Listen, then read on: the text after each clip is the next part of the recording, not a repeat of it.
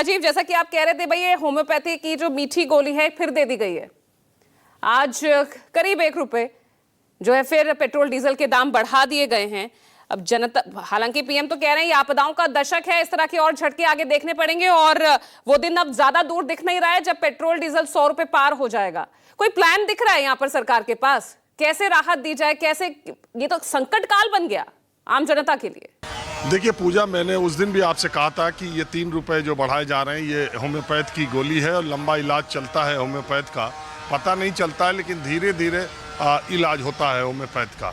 तो वैसे ही ये पता तो नहीं चलेगा और ऐसी कोशिश सरकार की तरफ से की जा रही है कि लोगों को हल्का हल्का जर्क लगे ताकि पता न चले उन्हें। अभी 3 रुपए, फिर 1 रुपए और आप देखिएगा शुक्रवार तक या अगले सोमवार तक फिर बढ़ाया जाएगा।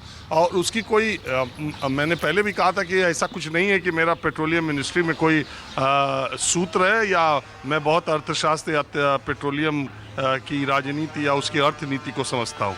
सीधा सा कारण है, पूरी दुनिया में दाम बढ़ रहे हैं तो हिंदुस्तान में भी बढ़ेगा।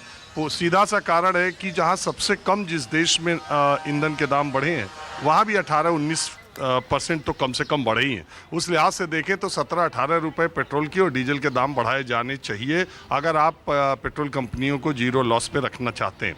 और ऐसा होगा अगर ये ईरान और ये युद्ध अगर चलता रहा तो ऐसा ही होगा। 1-2 रुपए करके महीने में 5-7-8 रुपए बढ़ाकर 2 महीने में उसको उतना ही पे ले जाने की कोशिश की जाएगी और वो किया ही जाएगा। बात यह है कि सवाल ये नहीं है कि इस समय राहत देने का क्या तरीका निकाला जाए। बात यह है कि जिस समय राहत देनी चाहिए थी उस समय राहत दी गई कि नहीं दी गई। अगर कच्चे तेल की कीमतों के बढ़ने के बाद आप तेल की कीमतें बढ़ाते हैं तो आम जनता को इससे कोई दिक्कत नहीं है। आप जैसे कच्चे तेल की कीमत बढ़े उसी अनुपात में आप पेट्रोल डीजल के दाम बढ़ाइए। लेकिन आम जनता को लगता ये है कि जब कच्चे तेल की कीमत 70 रुपए थी, 60 रुपए थी, $60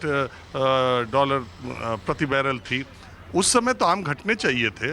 जब एक बार कच्चे तेल की पिछले 4, देखिए कहने के तरीके सरकार के कितने अलग अलग तरीके के तर्क होते हैं। जो लोग सरकार के पक्ष की बात करते हैं वो सिर्फ एक पहिया, वही बात है ना, अगर गिलास में आधा पानी है तो उसके कहने के 2 तरीके हैं। एक आदमी कह सकता है कि गिलास आधा भरा है, दूसरा आदमी कह सकता है कि आधा गिलास खाली है, और दोनों अपनी अपनी जगह पे सही है। 2022 के बाद 2026 में रेट पेट्रोल डीजल की सरकार ने बढ़ाया और 4 सालों तक नहीं बढ़ाया। बहुत ही अच्छा कदम सरकार का है। आप देखिए जनता का कितना ख्याल सरकार रखती है। एक तो ये पक्ष है। दूसरा पक्ष है कि आप ये भी बताइए कि 2022 में कितने दिनों के बाद कच्चे तेल की कीमतें बढ़ी थी और जैसे ही बढ़ी आपने दाम बढ़ा दिया और उसके बाद कच्चे तेल की कीमतें कम हुई लेकिन आपने पेट्रोल डीजल की राहत देश के आम आदमी को नहीं दी। आप वही रेट लेते रहे 4 साल तक और जब 4 साल के बाद इतने भयंकर क्राइसिस में दाम ऊपर जा रहा है तो आपने फिर ये कहना शुरू किया कि हमने तो 4 साल बढ़ाया ही नहीं था, अब बढ़ा रहे।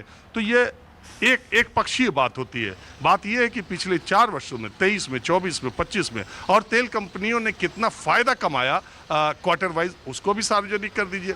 तो जनता को दोनों पक्ष पता चलने चाहिए। इसमें कहीं कोई दो राय नहीं कि विश्व के इस आर्थिक संकट में किसी भी सरकार के पास, किसी भी सरकारी तेल कंपनी के पास इसका दाम बढ़ाने के सिवा कोई चारा नहीं है। दाम बढ़ेगा ही। और मैंने जैसा अभी कहा आपसे कि शुक्रवार को या सोमवार अगले ही सोमवार या शुक्रवार 3-4 दिन के बाद या सोम मंगल तक 1-2 रुपए निश्चित तौर पर फिर बढ़ेंगे। ये होम्योपैथिक की मीठी गोली अभी और लंबे देर तक चलती रहेगी।